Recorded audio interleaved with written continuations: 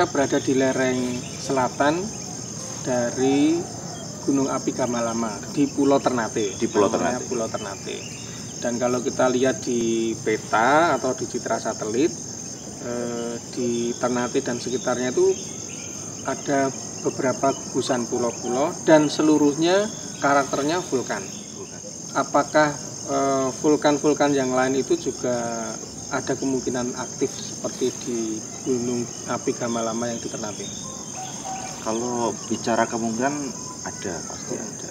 Karena memang gunung api yang sekarang ini dalam dormans ataupun ya tidak aktif sama sekali itu masih berpotensi diterobos oleh magma sehingga bisa erupsi kembali. Karena tergantung kekuatan magma untuk menerobos itu lagi. Kita bisa membayangkan kalau Gamalama meletus misalnya dalam skenario yang besar kan berarti harus melakukan evakuasi. Betul. Dan evakuasinya harus marine base ya, karena kan nggak ada daratan yang lainnya, harus dibawa keluar evakuasi. Ya, evakuasi inter island antar pulau nanti. Kalau memang erupsinya itu besar dan membahayakan bagi komunitas atau masyarakat yang tinggal di Pulau Ternate ini, tidak ada pilihan lain untuk evakuasi ke pulau lain. Sejauh mana sebetulnya data atau informasi geospasial itu bisa berperan untuk mendukung manajemen bencana di dalam kasus pulau-pulau kecil kayak ini? Data informasi geospasial sangat dibutuhkan karena kan ini terkait dengan lokasi-lokasi ya. Misalnya bagaimana kita menentukan lokasi yang aman untuk di pulau yang akan kita jadikan lokasi untuk evakuasi misalnya. Ini kan memerlukan data spasial. Bagaimana data spasial infrastruktur jalannya, terus kemudian pelabuhannya, terus kemudian fasilitas-fasilitas yang ada di situ. Saya pikir informasi geospasial sangat penting dalam penyusunan sister island ini. Kami di Badan Informasi Geospasial itu salah satu tugasnya adalah juga melakukan pemetaan batas wilayah termasuk pemetaan batas desa. Nah, ini mungkin juga bisa dimanfaatkan dalam hal untuk strategi pengelolaan tadi, evakuasi misalnya. Pengelolaan komunitas yang ada di situ berapa dan sebagainya sehingga bisa terpetakan secara spasial. Datanya ada secara spasial sehingga bisa diatur nanti komunitas mana atau masyarakat mana yang akan evakuasi duluan. Pasti yang salah satu jadi pertimbangan komunitas yang ada di lokasi yang paling berbahaya dulu gitu akan kita. Pak Dr. Agung kan dulu disertasinya tentang sister island. Betul. Untuk manajemen bencana kan ini juga istilah baru ya, artinya frase yang belum banyak kita pakai. Nah, konsepnya seperti apa sih? Kalau konsep sister island sendiri sebenarnya kalau yang sudah umum kita ketahui di Jawa itu ada sister village Pak. Kalau di Merapi itu pernah, BNPB juga pernah mention itu, terus kemudian BPBD juga terlibat aktif di dalam pembentukan itu. Kalau konsepnya hampir sama, tetapi karena wilayahnya itu berbeda secara geografis, karena sini pulau-nya kecil. Kalau di Merapi kan kita bisa agak luas lah. Iya, karena daratan gitu daratan ya. Luas kan gitu. Iya.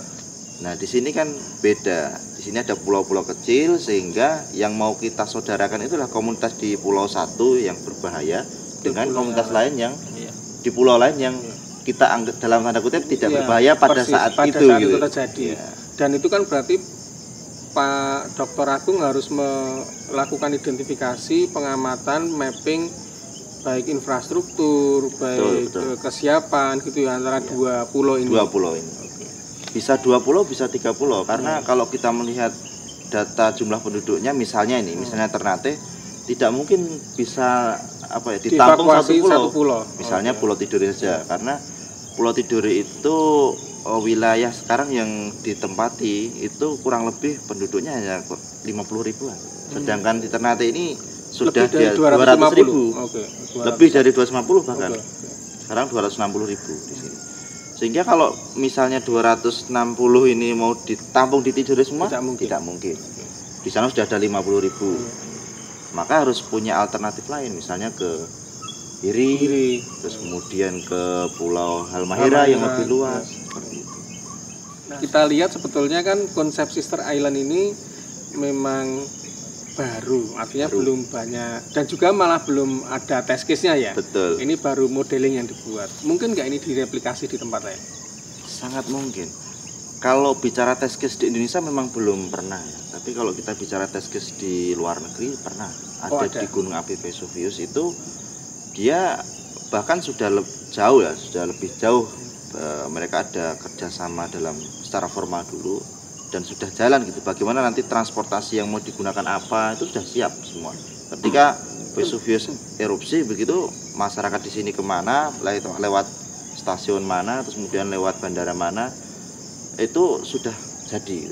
Dan itu bisa dijadikan sebagai contoh, saya pikir. Nah kalau di Indonesia sendiri memang belum pernah, ini baru tahap bagaimana pengembangan model itu gitu. Nah, saya juga sebenarnya berharap dari BIG terus kemudian pemerintah pusat dalam hal ini BNPB itu bisa kemudian mendorong itu untuk pemerintah daerah membentuk paling tidak menginisiasi dulu gitu loh. Kerjasama di tingkat kabupatennya, misalnya dengan Kota Tidore dengan Kabupaten Halmahera Barat atau Kota Tidore Kepulauan, itu harus dari atas dulu. Berbeda kalau di Merapi itu kan base-nya komunitas. Jadi kalau di Merapi itu kan mereka merasa, oh iya 2010 saya pernah mengalami itu. Ada experience sebelumnya. Ada experience, ya? Susah betul untuk cari lokasi evakuasi dan mereka kacau gitu. Saya bisa membayangkan kalau nanti kita sudah punya data informasi geospasial dasar yang skala besar. Misalnya skala 15000 yang sekarang dikerjakan oleh BIG. Memang kita diamanati untuk menyelesaikan peta atau informasi geospasial dasar skala 1/5000 sampai dengan 2024 dalam RPJM. Nah, saya bisa membayangkan kalau misalnya kita punya peta detail, itu kan informasinya sudah lengkap termasuk infrastruktur. Betul. Itu mendukung nggak kira-kira? Sejauh mana dia akan mendukung untuk identifikasi sister island misalnya? Ya, akan sangat mendukung, sangat-sangat mendukung. Karena informasi detail kan akan lebih membantu pemerintah daerah dalam hal ini mengalokasikan misalnya transportasinya nanti yang dibutuhkan apa. Semakin detail misalnya, oh penduduk di sini berapa ribu, yang rentan berapa, terus kemudian anak-anaknya berapa, terus komunitas yang lain difabel misalnya itu berapa. Dengan lebih detail 1/5000 kan sudah sampai ke desa, bahkan mungkin sudah dusun ya, atau dusun 5.000 itu unit administrasinya, ya sampai situ.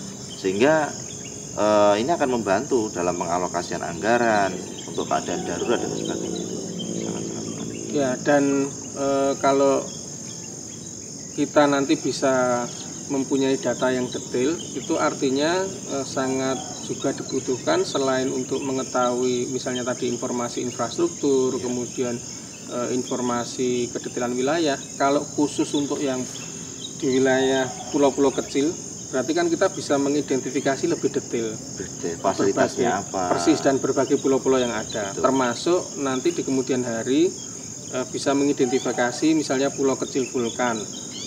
Sehingga kita tahu ada berbagai di mana saja sebetulnya ada potensi terjadi letusan. Ya, tidak menutup kemungkinan juga di Pulau Tidore bisa terjadi letusan. Kalau kita lihat riset-riset terakhir yang dilakukan oleh UGM kemarin ya, dengan mitra dari luar negeri itu, ada kemungkinan besar Tidore itu bisa erupsi kembali karena ada pengalaman pernah erupsi cukup besar sehingga material vulkanik itu bisa sampai pulau-pulau di sekitarnya, bahkan sampai Ternate juga.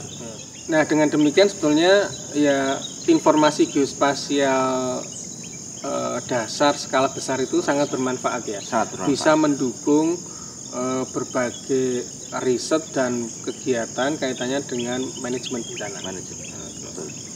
Nah, sehingga semoga BIG bisa menyelesaikan informasi geospasial dasar yang skala 1/5000. Iya.